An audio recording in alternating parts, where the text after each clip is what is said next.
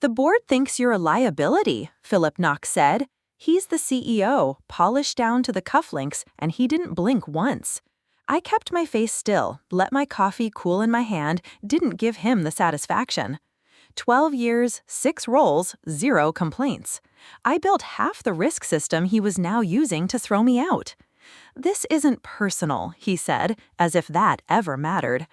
I nodded like I understood, like I agreed, like I wouldn't tear this place down with the very tools they taught me to build. I walked out slow, polite, the way a bomb might smile. I didn't go home. I didn't go to HR. I went straight to my desk, still logged in, badge still hot, no alert, no shutdown. That was their first mistake. They made me invisible for years. Now they thought they could erase me in a meeting? I sat down, plugged in my drive, and started digging. Vendor data first. Ledger entries. I scanned for gaps, flagged patterns I already knew by heart. Streamforge Solutions. Never heard of it. $500,000 tagged as strategic consulting. No EIN, no invoice, no service log. I cross-checked approvals. Philip's signature at the bottom, along with 2 others I recognized. One from legal, one from ethics. No flags, no escalation. Clean on the surface, rotten underneath. I pulled audit logs. Someone wiped metadata, backdated uploads, routed through a temporary admin ID that didn't exist last week. They built this to disappear. But they forgot I was the one who used to make this kind of thing disappear for a living. They taught me to spot cracks. Now I'm mapping them. 1 payment turned into 3, 3 into 12.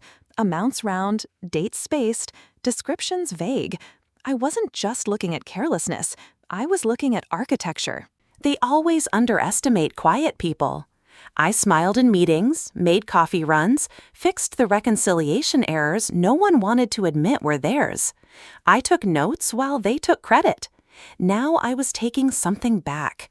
I mirrored the entire vendor file library, encrypted it twice, ran a clean checksum, saved it to an off-grid flash. I didn't print, I didn't download, I watched the logs and stayed a ghost. One entry showed a compliance override less than 30 seconds after submission. No reviewer, just a manual push. That meant someone inside. That meant intent. I copied only what I needed, documented with hash strings, logged my timestamps in a separate notebook I kept under my coat. By midnight, I had 18 months of transactions that should have triggered alerts but didn't. I didn't sleep, I didn't talk. I watched the building lights flicker out, 1 floor at a time. Mine stayed on. Next morning, I walked in like nothing happened. Hair neat, shoes polished, ID badge flashing green. No one stopped me. HR hadn't processed anything yet. I still existed. So I used the time. Smiled at the receptionist, asked for a copy of last month's org chart like I was updating a report. I wasn't. I was checking who still had the keys. Catherine Duval did, VP of Ethics. Used to say things like rules without context are just walls, which sounds smart until you realize she built the tunnels under those walls. Her name was on 7 of the flagged approvals. Her access logs showed late-night edits, all through remote terminal access. No version history, no backup snapshots. But I saw her pattern. She never stayed on one file more than 3 minutes.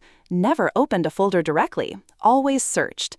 She knew how systems recorded curiosity, so she left no curiosity at all. Philip sent out a company-wide email before noon. My name in the subject line. Said I saved the quarter by correcting a ledger anomaly. Called it extraordinary internal vigilance. The man who fired me yesterday was now praising me publicly. First time in years he spelled my name right. That told me everything. He knew I was close.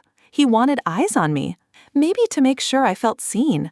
Maybe to make someone think I was safe. Either way, it was bait. I smiled, replied with a thank you, and deleted the thread. I didn't want applause. I wanted space. While everyone clapped and moved on, I checked system behavior. My access hadn't changed, still full clearance. I started building timelines. Vendors, approvals, logins, emails. I didn't store them together.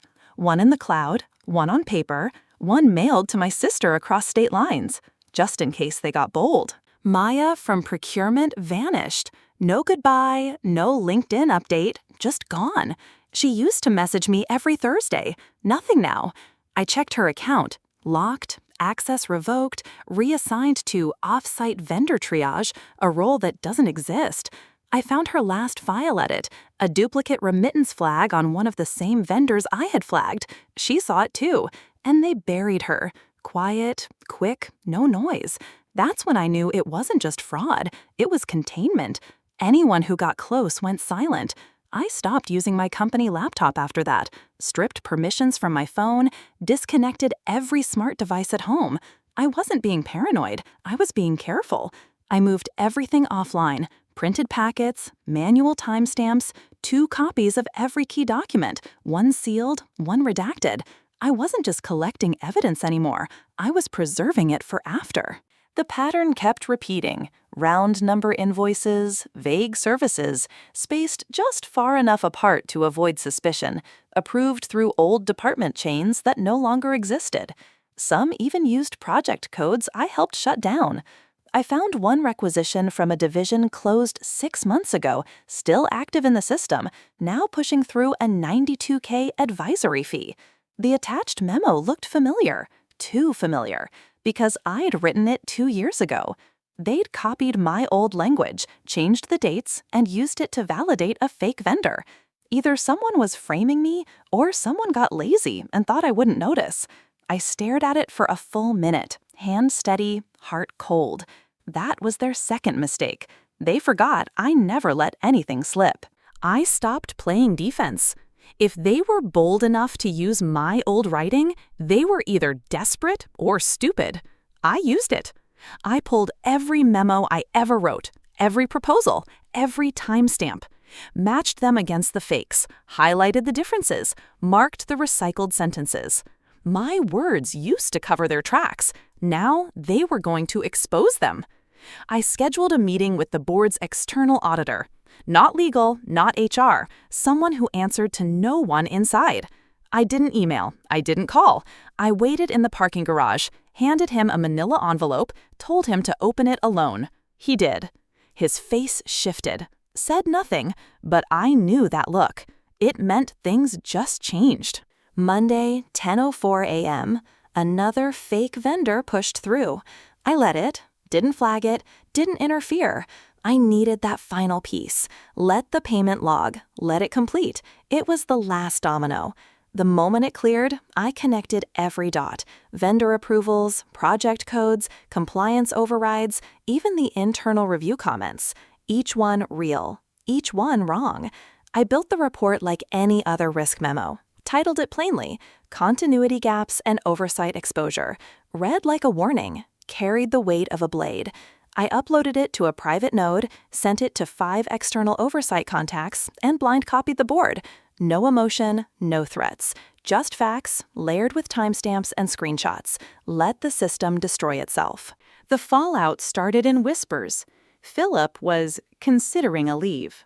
Catherine had requested time to realign priorities. Maya was suddenly offered a new consulting contract. I kept quiet, smiled when spoken to, let them clean house without asking who was holding the broom. Word spread fast. Risk and audit were split into separate functions. External investigators brought in. Compliance framework rewritten in 6 days flat. All my flag documents matched perfectly to recent approvals, the ones they couldn't scrub. I didn't leak, I didn't scream, I didn't even raise my voice. I just watched the system flip on itself and said nothing. That was enough. By Thursday afternoon, Philip resigned to pursue personal opportunities. Catherine transitioned into strategic advisory. No one asked questions. The board issued a memo about transparency, resilience, transformation. The usual lies they tell before rewriting the org chart. I got a call from HR. They asked if I wanted to lead the new ethics office. I declined. Said I preferred individual contributor roles. What I meant was I liked being underestimated. It gave me room. Leverage. Silence wasn't weakness. It was insulation. And now, no one knew exactly how much I knew, which meant I was safe. powerful, and very, very visible. They look at me differently now. Not like a hero, more like a mirror they're afraid to stare into too long. I like it that way. I still show up early, still drink the same coffee, still keep notes the old way. Pen, paper, sealed folders. Nothing synced, nothing shared. They rebuilt the system, but I remember the version before, the one with cracks and shadows. I'm not here for applause. I'm here to make sure the next storm has nowhere to hide. I don't need a title. I don't want credit. I just want the truth to stay above water. And if it doesn't, if they forget again, I'll be watching, just like always.